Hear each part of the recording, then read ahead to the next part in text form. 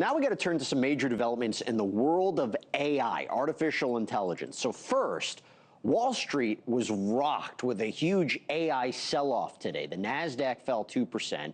Semiconductor stocks were hit particularly hard. Those are the companies making the chips that power this AI revolution. We're talking NVIDIA, AMD, Micron. They're all moved lower as investors grew more nervous about the massive amounts of money that's being poured into AI. But as investors question the cost of AI, intelligence officials are sounding a very stark warning about the risks. One of the world's most powerful intelligence alliances, it's known as the Five Eyes, put out a joint statement saying that AI models capable of launching major cyber attacks that could overwhelm the defenses of governments and businesses are months away. Not years away, months away. Let that sink in. The Five Eyes group, it's comprised of the US, UK, Canada, Australia, New Zealand. They say the AI is advancing so quickly that it's already lowering the barriers for malicious actors, increasing the speed of attacks, increasing their complexity, potentially making it easier for cyber criminals to cause real damage. And why does that matter to you at home?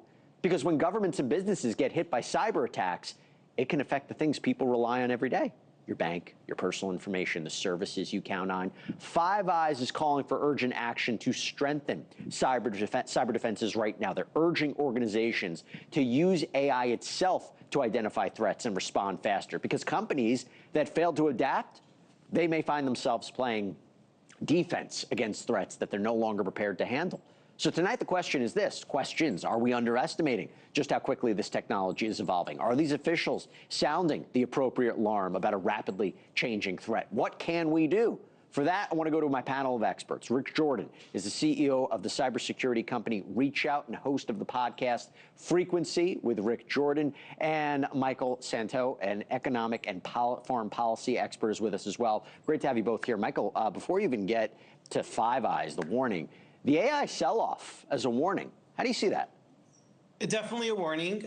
There's a lot of concern that this unprecedented CapEx build-out, which is the largest in history, may not be sustainable in the near term. In the long term, it's going to transform everything. It's a revolution technology, but the way it's being funded, companies that were basically minting cash are now actually borrowing and issuing new stocks. So it's raising concerns. Plus, there's fears that in the short term, cheaper Chinese large language models may undermine the business models of a few AI players like Anthropic and OpenAI that are kind of indirectly funding the whole CapEx buildup. Very exciting, but the question of where the stock market will be over the next few weeks, very unclear. And of course, nervous downside, upside. Right, we've been competing against China in the AI race, and they've really implemented it in their lifestyle. Rick, pretty stark message from some of the world's top intelligence and cybersecurity officials. Feels like a very big deal, and does it mean that just bad actors are really going to be capable of using AI to commit cyber attacks, or that AI independently will commit cyber attacks? Yeah, roughly speaking, I mean, I see it's a stark warning. At the same time, this is something in my communities, of course, that we've been hearing for years. So it's to the point now to where it's getting broadcast in a lot more public spaces, like from Five Eyes. It's nothing apocalyptic. For everyday Americans, I think you hit the nail on the head when you said that it can affect services that we use. It's kind of an indirect situation to where they're going to see small businesses get hit, because we have 70% of Americans that work for small businesses, not necessarily individual bank accounts, but business bank accounts, which can affect the jobs of regular everyday Americans too. So I think we should tap the shoulders of the owners if you work for a small business and say, hey, AI is helping these bad actors scale up. They might have, if they were restaurant owners, they could open a restaurant a year before. Now they can open tens of thousands of restaurants a year and just go on these bad attacks. Michael, do you agree with that? I mean, we're trying to figure out what the economic impact would be for everyday Americans. To me, I read that headline, I'm like, oh, shoot, that's pretty significant.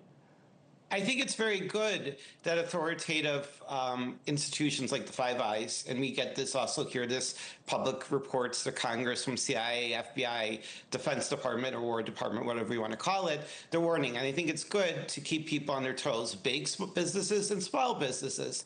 But we're an incredibly resilient country. We occasionally do have snafus. I definitely do agree. It's not going to be anything apocalyptic, but there is a war between the bad guys, good guys, the criminals, terrorists, and adversarial states like China, Russia, Iran, North Korea. But we can handle this. This is just a new front in the old war of cyber warfare. Well, you're making me feel better, but Rick, what do they do? What's the defense? If you're advising a CEO, what defensive measures do they put in right now? And how exactly do you use AI to defend against AI? Yeah, great questions. A lot of the newer products that exist that are used by service providers, like the one that I run, go to anybody that's still using the latest stuff. But the problem that I see across the board is that this stuff costs real dollars to put in place. So if there's anything that we can take away from this warning, it's like, hey, you've been pushing this off for 5 years, 10 years. Now's the time to take this action. And let's be real, this stuff is expensive. There's insurance companies now, general liability insurance companies for small businesses and big businesses alike that are requiring new upgrades, requiring new devices put into place that have the AI capabilities. And I say to small businesses especially, it's time to raise your prices because the cost of doing business, especially in the cyber world, is just costing a lot more these days. And unfortunately, that's just the nature of things. So, Michael, that goes to the idea of what Americans should be prepared for, right? If you're talking now about the prices increasing, but also, everyday Americans watching this and hearing this, what do they anticipate? What do they prepare for? What precautions should they be taking economically? I think mostly follow the same precautions as before to secure your computers, don't tap on suspicious links, verify URLs, and that kind of thing. But I will say generally, AI is going to transform everything. This is an absolute technological revolution. It is changing coding. So that's why it is creating new threats and new defenses, because we are seeing products, especially from Anthropic, but also OpenAI and also xAI, now part of SpaceX, and other companies that can really write code and uncover vulnerabilities very fast, far faster than human programmers. And that's what's transforming. And it's part of a larger technological revolution that's incredibly exciting. But fortunately, we live in the wealthiest, most advanced country. We can handle this. But everyone should always stay on their toes. And I think that things are changing with AI. And I think everyone needs to keep up to date on this. And that's for the programmers mostly and IT people. But as a society, we need to adapt. And we are adapting. Rick, Michael said fast. When I read this and I was saying months away, not years, months. Why is that? What are the signs they're seeing that this could be months away? Oh, personally thinking, I think the message is long overdue. I think this is just a rhetoric at this point, because I'll put it this way. It's not months, man. It's already here.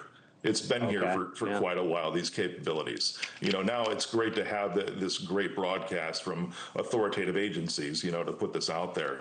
Right. So they're already doing it, man. Yep. All right. Well, if that's the case, you guys are coming back on. Rick Jordan, Michael Szanto, thank you so much for coming on. You're very welcome. Thank you. Made me feel better about it all.